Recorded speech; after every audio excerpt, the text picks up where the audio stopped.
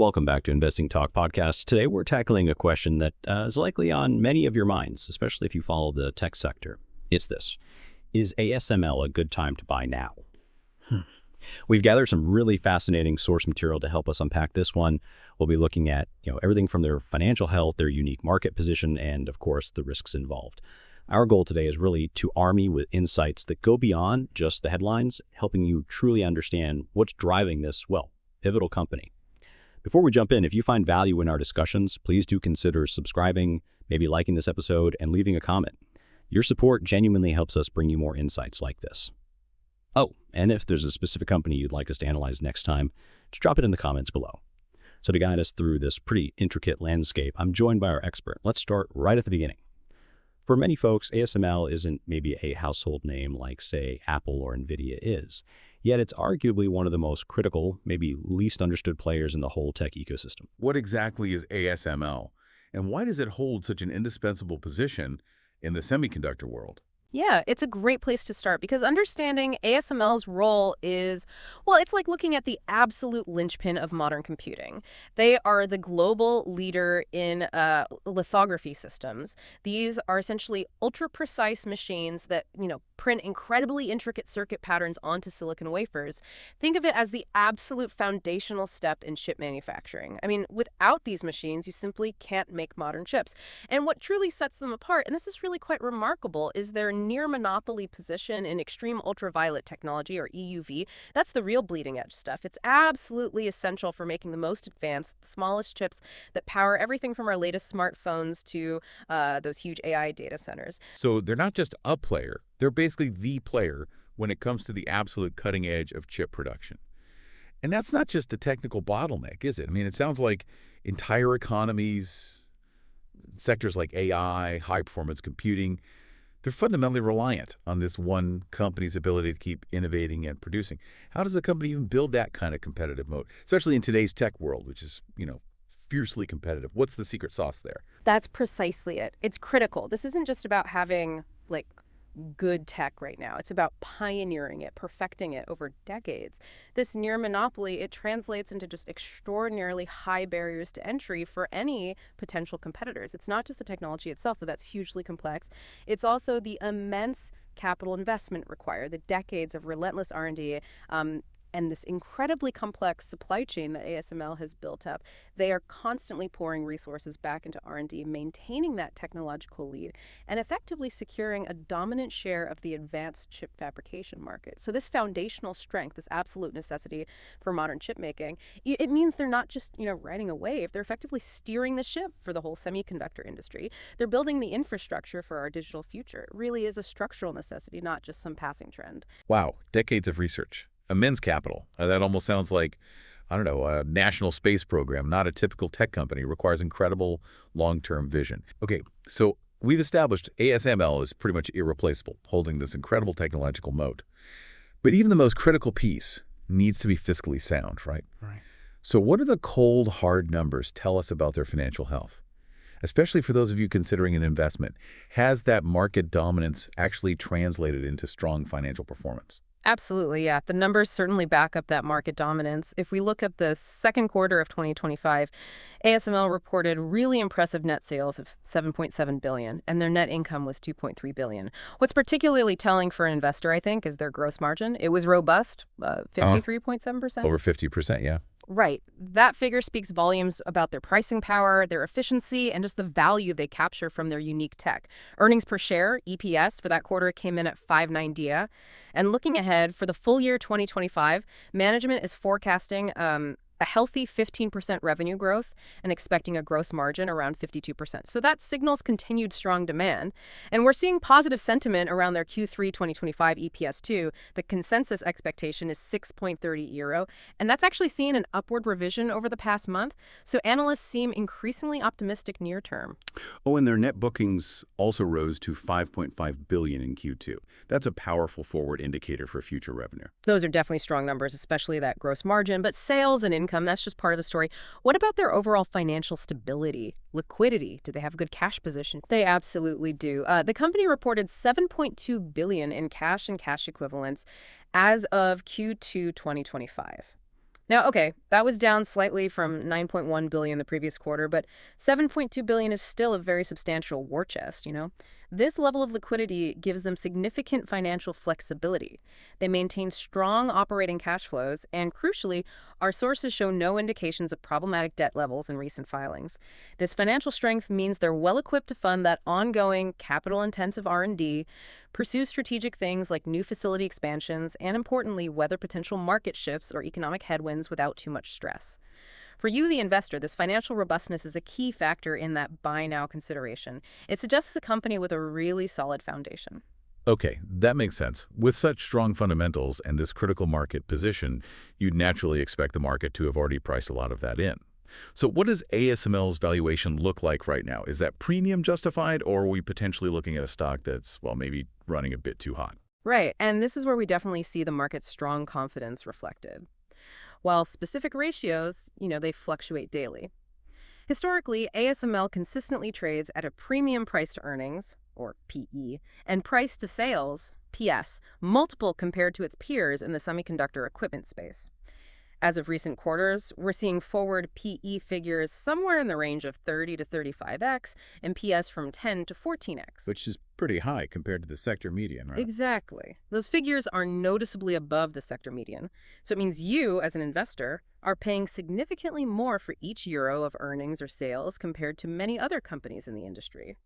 The high price-to-book PB ratio also indicates strong market confidence, not just in current assets, but in the company's ability to generate exceptional future returns. Now, this premium is typically justified by, well, their unparalleled growth visibility, those consistently high margins we talked about, and as we've discussed, their unique tech leadership and absolutely essential role. Investors are willing to pay more because they basically see ASML as this indispensable engine of future tech progress. Okay, so essentially, the market's pricing in a lot of that future growth and unique position already, which means anyone buying in today needs to be confident ASML can not just meet, but maybe even exceed those already high expectations. That's a critical point. But the market isn't always rational, is it? Sometimes even the strongest companies get caught up in broader trends. What are the charts actually showing us? How has the stock been moving recently? Any signals, positive or maybe cautionary from a technical perspective? That's a great point. From a technical perspective, looking at Q3 2025, ASML's stock price has shown some volatility. It's generally been trading within, let's say, the 800 to 950 range in recent weeks. For those watching the charts closely, strong support seems to be observed near 800 here. That means the stock tends to find buyers around that level, which can present a potential entry point for some traders.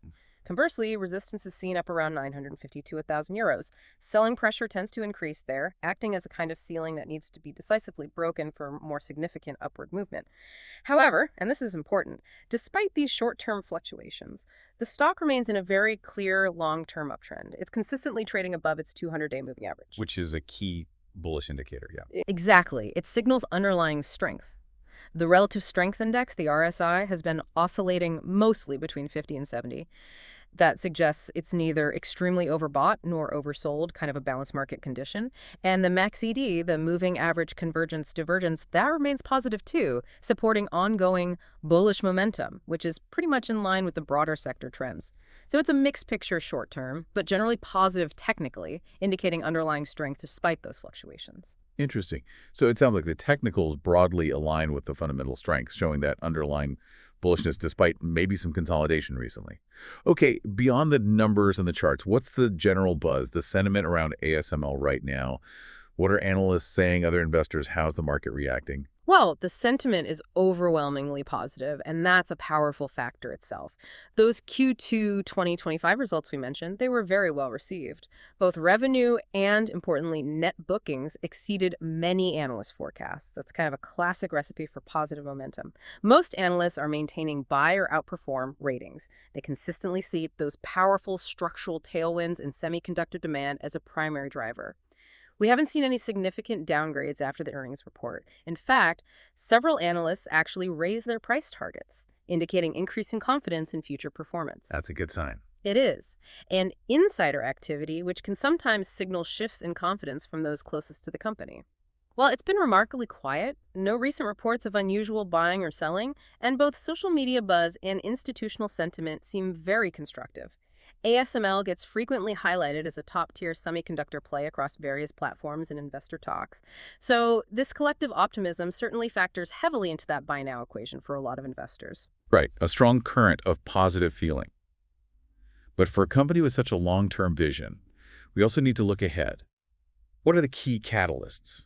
Things that could drive the stock price even further, both maybe in the short term, next few quarters, and then more strategically, say, over the coming years. Yeah, understanding the future trajectory means watching these catalysts closely. In the short term, the next quarterly earnings report for Q3 2025 will obviously be key. Stronger than expected orders, perhaps for those next-gen systems, or better margins, that could definitely move the price significantly. Also, keep an eye out for potential new product announcements. ASML is always innovating, or maybe announcements of large customer orders. Those can provide immediate boosts. For the longer term, though, it's really about the continued and hopefully accelerated adoption of their next-generation EUV and also their DUV systems by the big chip makers, TSMC, Samsung, Intel. Right, because DUV is still critical too, isn't it? Absolutely. EUV gets the headlines for the most advanced stuff, but DUV, deep ultraviolet systems, are still absolutely critical for a huge range of high-volume chip manufacturing, and ASML leads there too. So as technology progresses, as the demand for more powerful, smaller, more energy-efficient chips keeps growing, so does the reliance on ASML's technology. Additionally, you have geopolitical factors like national initiatives to build domestic chip fabs and regulatory developments, plus just continued industry capital expenditure as companies build out new facilities. All these are expected to support ASML's long-term growth. It's a company that's just deeply tied to the foundational growth of the entire digital economy, and that shows no signs of slowing down. That is a powerful connection. ASML isn't just serving the digital economy, it's literally enabling its expansion. However, no investment is without risk. We know that, especially in a cyclical, technologically complex industry like semiconductors. Given everything we've discussed, what are the main risk factors we really need to consider for ASML? How might they impact an investor's decision? Right, and this brings up that important question of balancing the huge opportunity with appropriate caution. There are a few key stock-specific risks you really should be aware of. First, ASML has a heavy dependence on a small number of major customers. Think TSMC, Intel, Samsung. This means if any one of those giants hits an unforeseen production snag or makes a major budget cut or even just shifts their long-term strategy, it can send pretty significant ripples through ASML's order books. That could disproportionately impact revenue and forecasts. It's a very concentrated customer base. High stakes, yeah. Exactly. Second, they are inherently susceptible to the cyclical nature of semiconductor capital expenditure. When chip demand slows or there's an oversupply, chip makers usually scale back investments in new equipment. That directly hits ASML's sales. Historically, the semi-industry has seen these boom-bust cycles. And while ASML's unique position offers some insulation, it's definitely not immune. Then there are potential regulatory hurdles, especially concerning export controls related to sales to China. That's a significant geopolitical factor that has impacted the industry and could continue to affect revenue streams. And finally, given that high valuation we discussed, the stock is quite sensitive to any growth disappointments. If they don't meet those already elevated expectations, the stock could see a more significant correction than, say, a less richly valued company. Those are definitely substantial company-specific risks. Underscores the need for careful thought. But beyond ASML's direct control, what about broader market or sector risks? Things that could create headwinds even for a dominant player like this. Good question. On a wider scale, ASML can certainly be impacted by broad tech sector volatility. When the whole tech market pulls back, maybe because interest rates are rising or there's just general risk-off sentiment, even fundamentally strong companies like ASML can get caught in that downdraft, regardless of their individual merits.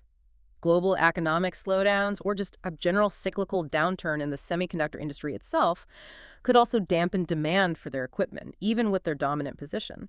A broad recession could delay capital spending plans everywhere. And while those barriers to entry are incredibly high right now and ASML's lead seems, well, insurmountable in the near term, competition could theoretically intensify in the long run. It's not an immediate concern based on our sources, but it's something to keep in the back of your mind.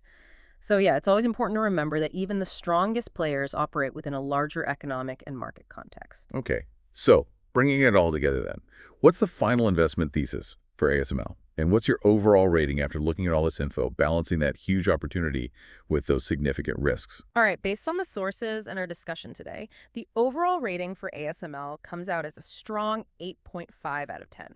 The rationale is pretty clear, I think. ASML offers dominant industry positioning, really underpinned by that near monopoly in critical, cutting-edge lithography.